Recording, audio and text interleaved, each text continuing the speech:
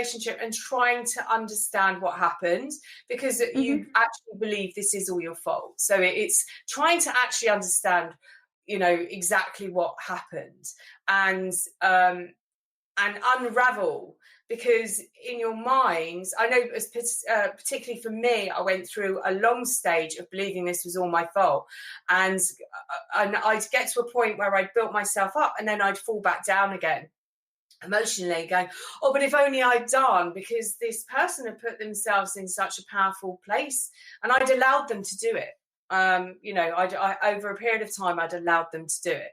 So it's about me taking responsibility for the role that I played in that relationship, but also realizing, it wasn't all my fault, and that it was manufactured.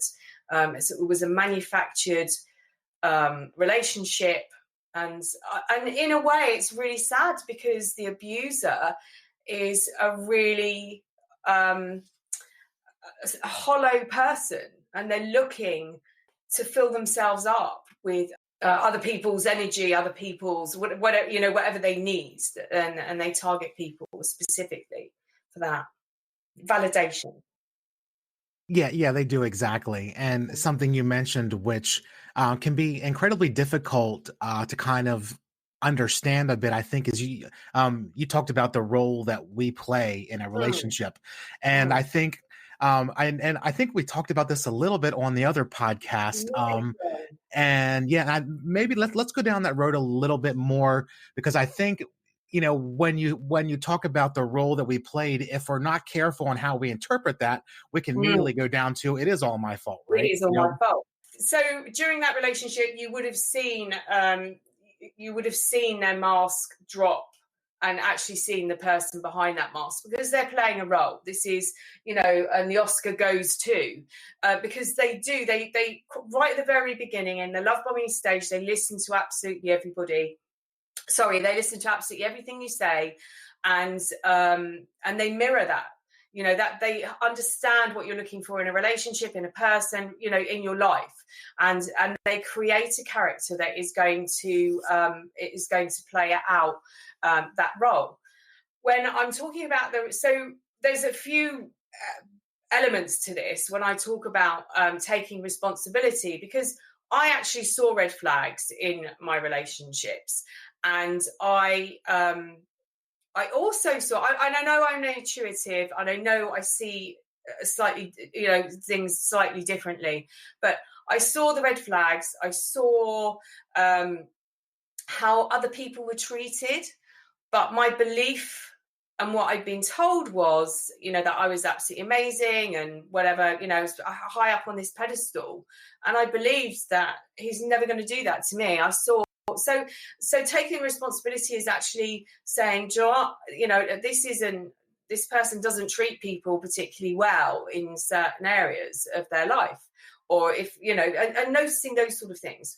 But the other responsibility is, so I saw the red flags and I did nothing, or when I questioned it, I believed them. And I had a 3-strike rule. And third one and you're out. And I got to the third one, and I believed them. I believed what they were saying. So I take responsibility, because I was there and I was ending a relationship because it wasn't suiting. It didn't work for me. It wasn't. They were crushing my boundaries and walking all over me.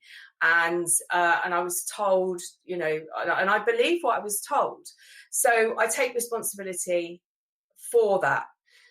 I also, when I talk about, but that's really what I'm talking about when I talk about responsibility. But there will be an element that this mirrors something, and I believe a lot of stuff comes from childhood. So if we witness not healthy relationships, or we're treated in a certain way, then we may not have strong boundaries. And a lot of the work I do is around that area. So taking the emotion that people are feeling and the pain that they're feeling, and then tracking it back to where it first came up, and doing the healing right the way through. So responsibility is really, when I talk about responsibility, is you did see something that you maybe believed or whatever, and it's sticking to, no, this isn't right, and I should have stuck with my gut feeling. Yeah, that is, I think that's the real key in that, taking our understanding the role that we played in it, or understanding our part in a relationship, and kind of analyzing that, not for the reason of shaming ourselves and beating ourselves Mm, up and, oh my god, why didn't I see mm, this, and why did I forget about that, and why did I let that slide and all that, but more of a, especially when the relationship is over. And then you can mm. look back and be like, man, like all these things were there. This is what I can use to help myself in the future, not as a Yeah, reason to beat myself up now, right? yeah. Like that's This kind of a is real big thing. a shaming, guilt tripping thing. This is using, taking responsibility. There were two people in this relationship. Okay, one of them was fake, but there were two people in the relationship, and this is about taking responsibility and ownership of me and my feelings and my emotions and my boundaries, everything.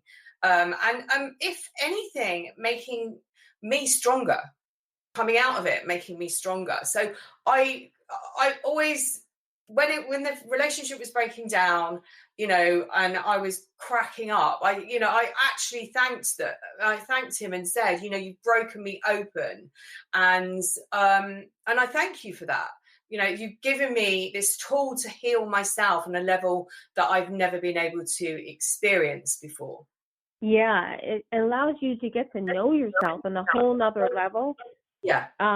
Yeah, and you learn so much about yourself, and then you learn how strong you can be, and you learn abilities that you didn't realize you had, and then you take it even a step further, and you're helping other people who haven't been able to find a way to recover and to come out of these emotional relationships. So you're now being of service to others. One of the best gifts you could give to humanity.